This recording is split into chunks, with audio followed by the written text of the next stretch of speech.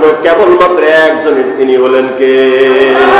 আরেকটু জোরে, আরেকটু জোরে। আমরা কি মানুষ রচিত আইন চাই না শরিয়া আইন চাই? আমরা কি মানব রচিত আইন চাই না কোরআনের আইন চাই? আল্লাহ পাক আমাদের সকলকে কবুল করে জোরে বলি আমিন।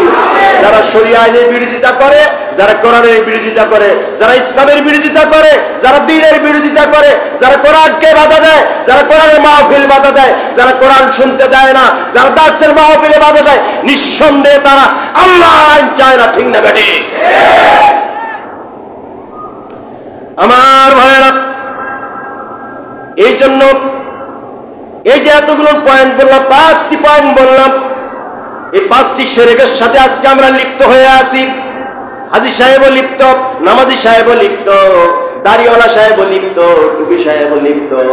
এরা যারা মাথায় টুপি দেয়, যাদের মুখে দাড়ি আছে, লম্বা জুব্বা যাদের আছে, যারা বড় বড় কথা বলে, মাথায় হেগেরা পাগড়ি পরে, আবার যারা ঘন ঘন উমরা করে, হজ করে, যাকাত দেয়, ঈদের নামাজও পড়ে, জানাজায় যায়, এরপরে তারা কোথায় কোথায় বলে সমস্ত ক্ষমতার উৎস জনগণ, আমরা নামাজ কম পড়তে পারি, দিন কম মানতে পারি, শুক্রবার মাঝে মধ্যে আসি, হয়তো মাঝে মাঝে নামাজ পড়ি, মাঝে মাঝে জানাজায় যাই, আমরা কাজগুলো কম করতে পারি, কিন্তু আমরা ধর্ম নির্বিশেষে আল্লাহর আইন চাই। ঠিক না বেটি?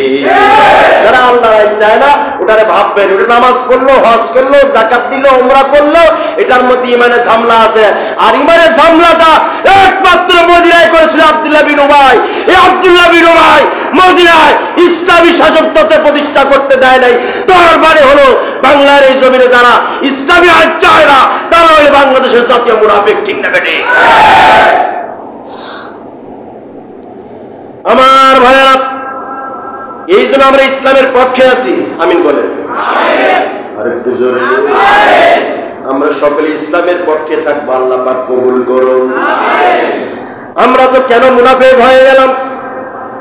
শুক্রবার নামাজে এসেও যায় নামাজে দাঁড়িয়ে বলি, ইন্নী ওয়াজ্জাহতু ওয়াজহিয়া লিল্লাযী ফাতারাস সামাওয়াতি ওয়াল আরদা হানিফান ওয়া মা আনা মিনাল মুশরিকিন।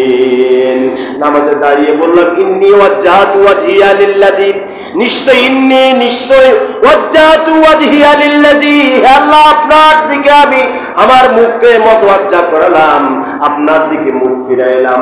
এরপরে বললাম, আল্লাযী, যিনি খালাকাস সামাওয়াতি ওয়াল আরদ, আন্নী ওয়াজ্জাহতু ওয়াজহিয়া লিল্লাযী ফাতারাস সামাওয়াতি ওয়াল আরদ, আল্লাহ ওই রবের দিকে মুখ ফিরালাম যিনি আসমান, জমিন, গ্রহ, নক্ষত্র, চন্দ্র, সূর্য, আমাকে, আপনাকে, আকাশ, বাতাস, পাহাড়, পর্বত, নক্ষত্র রাজি, শস্য শ্যামল সমস্ত কিছু তৈরি করেছেন, তার দিকে মুখ ফিরেলাম।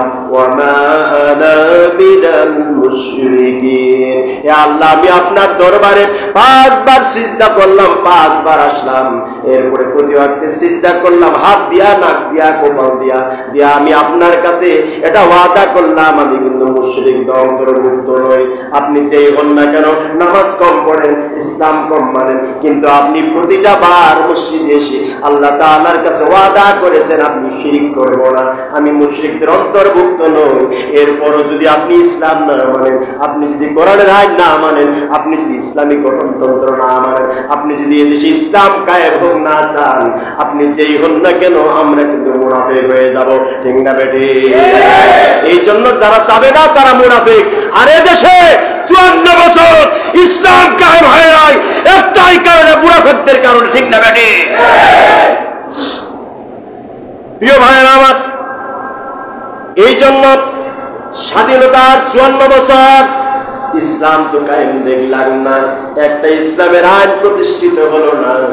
এই জন্য যে যাই বলুক, এবার সববার আগামীর বাংলাদেশটা যেন ইসলামের বাংলাদেশ হয়।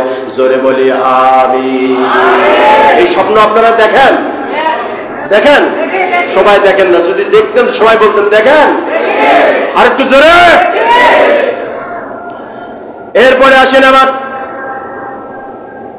2 নম্বর মূলনীতি। আল্লাহ তাআলা বলছেন, ওয়াবিল ওয়ালিদাইনি ইহসানা,